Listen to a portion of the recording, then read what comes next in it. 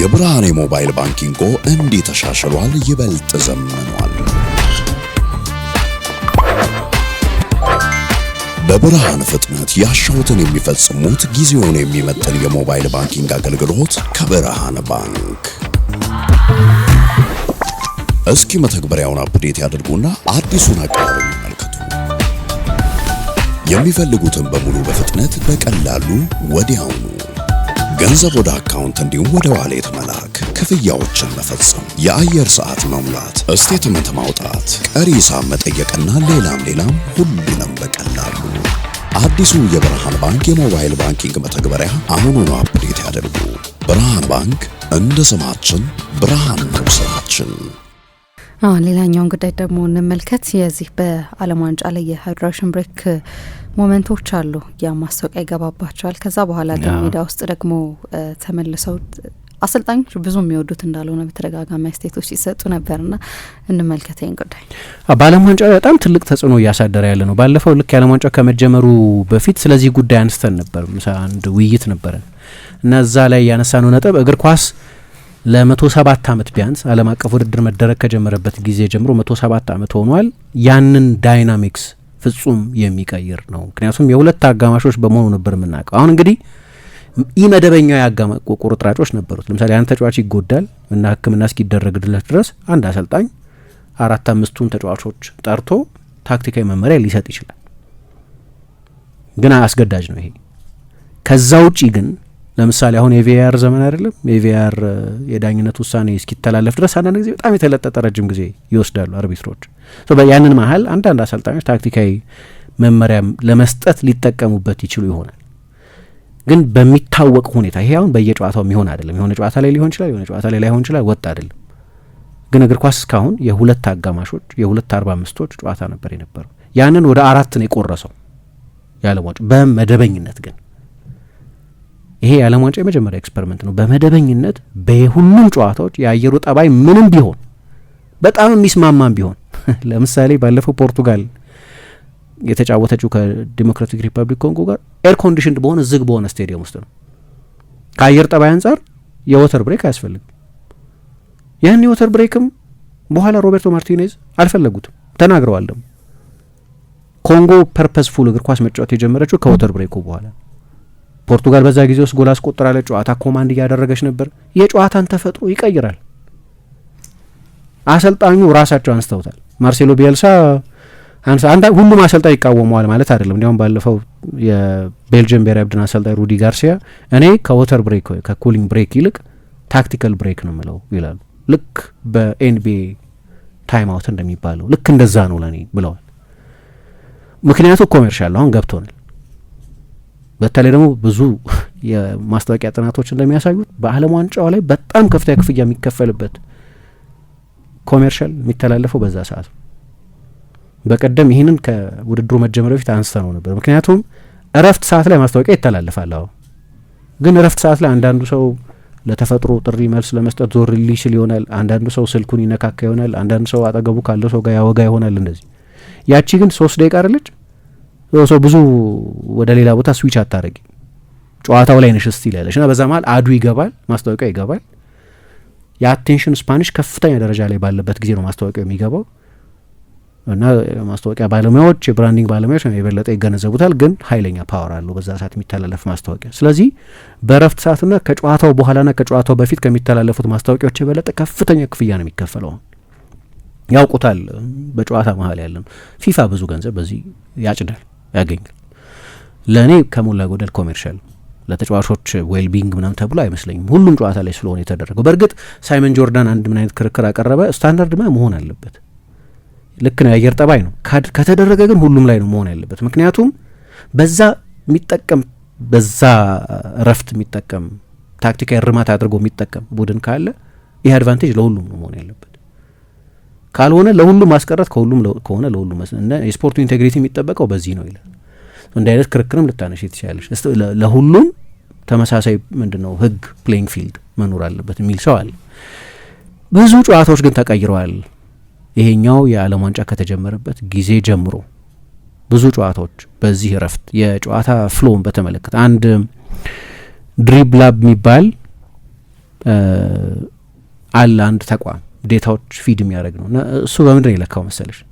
አሁን ኤክስጂኤ እንደዚህ ሌሎች መለኪያዎች አሉ አይደለም? በዚህ የእግር ኳስ ዘመን ለትንተና የምንጠቀምባቸው የአንድን ቡድን የማጥቃት ጥራት ለመለካት የምንጠቀምባቸው ሜትሪኮች ናቸው። ኤክስቲም ይባላል። እኛም ከዚህ በፊት ጠቅሰነው እናውቃለን። ኤክስፔክትድ ፍሬት ማለት ነው፣ የፈጠርሽው የማጥቃት ስጋት እንደማለት ነው። እና ይሄ ደግሞ የጨዋታን ፍሎ የትኛው ቡድን የበለጠ እያጠቃ ነው። ምናልባት ሙከራዎች እያደረገ ላይሆን ይችላል፣ በቂ ሙከራዎች እያደረገ ላይሆን ይችላል። ግን የሆነ የማጥቃት ሞመንተም አለ አይደለም? ወደ አደገኛ ቦታ እየመጣ ያለ ብዙ ድራይቪንግ ሩጫዎች እያደረገ ያለ የመጨረሻው 30 ሜትር ላይ ኳስ እየተቀባበለ ያለ ፊልድ ቲልት ደግሞ የሚባል አለ። የትኛው ቡድን የበለጠ በማጥቃት ዞን ውስጥ አሳልፏል የሚለው የሚለካበት ማለት ነው። እነዚህ ሁሉ የብልጫ መለኪያዎች ናቸው። እና በመጀመሪያው ዙር አሁን የመጀመሪያው ዙር የመጀመሪያ ጨዋታዎች ተደርገው ከተጠናቀቁ በኋላ 56 ብሬኮች ነበሩ። በመጀመሪያው 28 ጨዋታዎች አካባቢ ማለት ነው። በ24ቱ የጨዋታ ተፈጥሮ ተቀይሯል። የጨዋታ ትሬንድ ለምሳሌ አንድ ቡድን ብልጫ ወስዷል እንዳልኩት የግድ ሙከራ እያደረገ ነበር ማለት ላይሆን ይችላል። ግን በመጨረሻው በተጋጣሚ ቡድን 1/3 የሜዳ ስፍራ ሊሆን ይችላል ጊዜውን እያሳለፈ ያለው፣ ብዙ ፓሶች በተጋጣሚ ቡድን የሜዳ አጋማሽ ሊሆን ይችላል እያደረገ ያለው፣ ወደ ሙከራ የተቀየረበት ጊዜ ይኖር ይሆናል። ግን ስጋቱ ግን በጣም ከፍተኛ ነው። የማጥቃት ሞመንተም የማጥቃት ሪትም እዛ ቡድን ጋር ነው ያለው። 56 ጨዋታዎች ነበሩ። የመጀመሪያዎቹ 28 ጨዋታዎች እሱን ብቻ የሚያካትት ዴታ ነው ይሄ። ከዛ በኋላ ተጨማሪ ጨዋታዎች ተደርገዋል። ከ56ቱ 24ቱ ላይ የትሬንድ ለውጥ ተከስቷል። ከእያንዳንዱ 10 ጨዋታ በአራቱ ማለት ነው፣ ወይም 43% ማለት ነው። የጨዋታ ፍሎ ይቀይራል፣ ምንም ጥያቄ የለውም። እና የሚገርም ነው ይሄ። የባለፈው የኬፕ ቨርድና የስፔን ጨዋታ ላይ፣ የባለፈው የኩራሳውና የጀርመን ጨዋታ ላይ እነዚህም በግልጽ ማየት ይቻል ነበር። ለምሳሌ የስፔን ብሔራዊ ቡድን በጣም ጥሩ ነበር የጀመረው፣ በቂ አደገኛ ሙከራዎች እያደረገ እንኳ ባይሆን ግን እያደገ ወደ ሙከራነት የሚቀየር የማጥቃት ሂደት ውስጥ ነበር እና 22ኛው ደቂቃ ላይ ደረሱና ያው ለውሃ ረፍት ተብሎ ጨዋታው ተቋረጠ። ቡቢስታ ከዛ በኋላ እስከ ረፍት ባለው ጊዜ ውስጥ በመጀመሪያዎቹ 20 ደቂቃዎች የተወሰደባቸው አይነት ብልጫ እንዳይወሰድባቸው ታክቲካዊ እርማት ማድረግ ነበረባቸው። አንዳንድ በጣም ጠቃሚ የሆኑ የኦርጋናይዜሽን ጉዳዮችን ለማረም እድል ሰጣቸው። የኩራሳው እና የጀርመን ጨዋታ ደግሞ መጨረሻ ላይ ኩራሳው ጀርመንን ነጥብ ታስጥላት ነበር ምናምን እያልኩ አይደለም። የጀርመን ኃይል በጣም ከፍተኛ ነበር፣ ግን አቻ ነበሩ እና በዛ ጊዜ የኩራሳው የጨዋታ ሞመንትም በጣም ጥሩ ነበር። ለ10 ምናምን ደቂቃ ኩራሳው የተሻለ ቡድን ነበር። ለጨዋታው ኢንተርቫል ከዛ እረፍት መጣ፣ ያ ሞመንተም ተቋረጠ ማለት ቤልሳ የሚሉት እሱ ነው። ሞመንተም ይገድላል። ዴሾም እኮ ያኔ ባለፈው በሰራነው ፕሮግራም ላይ እንዳነሳ ነው ያ 3 ደቂቃ የጨዋታውን ጠቅላላ ተፈጥሮ ነው የሚቀይረው። በጣም አደገኛ ነው በተለይ ጥሩ እየተጫወተ ላለ ቡድን ይላል ዴሾ። ያንን አስተያየት ነው የሰጠው። ለጋዜጠኞች ይናገር፣ ለሚዲያዎቻቸው አሪፍ ነው፣ ለሚዲያ አሪፍ ነው። ምክንያቱም ብዙ ቅድም ያልኩት አይነት የፕሪሚየም ክፍያ ታስከፊበታለች፣ ብዙ ገንዘብ የሚያስገኝ ነው። ግን ለእግር ኳስ ግን በተለይ ጥሩ እየተጫወተ ላለ ቡድን መጥፎ ነው በጣም። ያ 3 ደቂቃ it completely changes the football game ይላል። ሙሉ ለሙሉ ነው የሚቀይረው። በተለይ ጥሩ እየተጫወተ ላለ ቡድን ያን ጥሩ እየተጫወተ ያለበት ሪትም። ለዛ ነው እንኳን በጨዋታ መሀል አይተሽ እንደሆነ አንድ ቡድን ጥሩ እየተጫወተ እያለ ወይ ተጎድቻለሁ ብለሽ ብቻ ጨዋታውን ለማቋረጥ ወይ የእጅ ፎሪ አውጥተሽ ብቻ የሆነች አይነት ፋታ መግዛት የምትችይበት ጊዜ ትፈልጋለሽ። አንድ ቡድን ጨዋታው በዛ መንገድ ከቀጠለ ጎል ማስቆጠሩ አይቀርም፣ ጎሎች ማስቆጠሩ አይቀርም። ያንን ማቋረጥ ትፈልጋለሽ። ጨዋታው ሲቆራረጥ አንዳንድ በጣም ዶሚኔት የሚያደርጉ ቡድኖች የማይወዱት ለዚህ ነው። አይደለም የ3 ደቂቃ ማቋረጥ ኖሮ ቀርቶ አይፈልጉትም። ብዙ ቡድኖች ኢንተረፕትድ እንዲሆን አይፈልጉትም። በተለይ ሪትሚክ እግር ኳስ የሚጫወቱ ቡድኖች በሚሆኑበት ጊዜ ይሄው የጨዋታ መልክ ሲቀየር ያየንበት ሌላኛው ጨዋታ የሞሮኮና የብራዚል ጨዋታ ነው። ብራዚል ደህና ነበር ጨዋታው ሲጀምር፣ በጣም ከፍተኛ ብልጫ አልነበረም፣ ግን ደህና ነበር እና ኢኒሼቲቭ ወስዶ ነበር የጀመረው። ከመጀመሪያው አጋማሽ በኋላ ወይም ከወተር ብሬኩ በኋላ ባለው ጊዜ ግን በሁለቱም አጋጣሚዎች በመጀመሪያው አጋማሽም በሁለቱ አጋማሽም የመጨረሻዎቹ 20 ምናምን ደቂቃዎች ላይ ሞሮኮ በጣም የተሻለ ቡድን ነበር።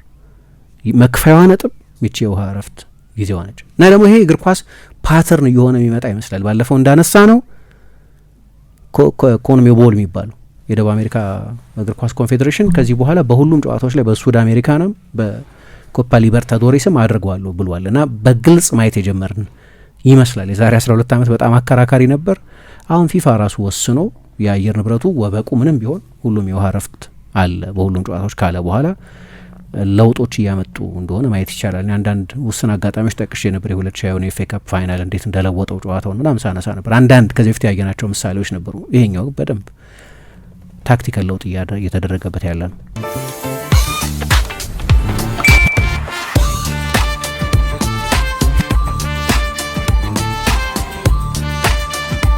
የብርሃን የሞባይል ባንኪንጎ እንዲህ ተሻሽሏል፣ ይበልጥ ዘምኗል።